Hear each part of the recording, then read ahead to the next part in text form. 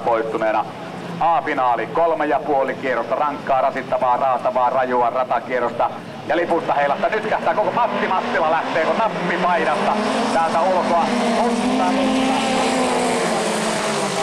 Uusi äijö menee kakkoseksi. Miten?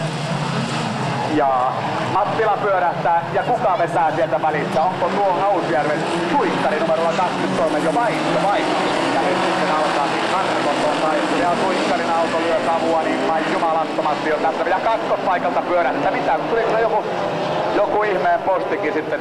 Aha, selvä, tää oli mulle henkilökohtaisia kirjeitä tuolta konttorin puolelta. Olet muninut niin paljon, emme maksa tiliä. Kiitos.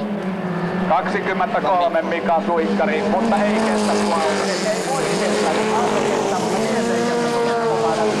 Aivan täynnä savua. Ja uskoisin, että siellä ja vanha honko ajautuu ulos leveäksi. Sieltä tulee uusi äijö.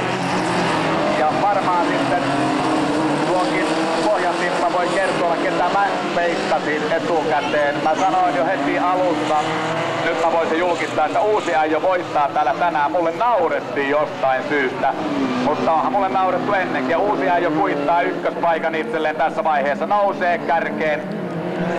Ja näin on uusi äijö ykköstilalla. Hausjärven auto hyytyy. Tekee nousua, hakee ohitusta Kankarjärveen nähden. Ja Mattila, nyt se Mattila on, tulee täällä.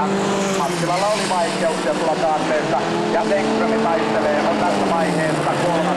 Ja miten se alkaa mennä ratakierros? Yksi on ylittö muiden tässä vaiheessa. Uusi äijö. Miten se mies voi tuolla kopissa olla henkissä? Se on vetänyt savussa jo monta minuuttia. Kyllä kohta rupeaa happi loppumaan. Veikkaisin, että jos ilmavaivoja tulee, niin ensi viikollakin vielä pakoputkesta tulee itseltäkin sauhua. Tilanne on kyllä se. Ja nyt sitten molemmin puolin. Engström oli väärällä puolella. Vanha honko käytti tuon hyvän tilanteen. Suikkarin auto räjähtää siellä. No totaalinen tuho ihan tuossa tuokiossa. Eli tulee jäämään kyllä miltei tänne häntäpäin orkesteriin. Sen sijaan kai uusi äijö. Kauhajokinen kuljettaja Veneton PV:llään mietitään vietävissä on. Vanha honko nousee ja pitää kakkospaikan. Engström sijoittuu kolmanneksi. Neljänneksi Kankarjärvi. Viidenneksi Pirhonen.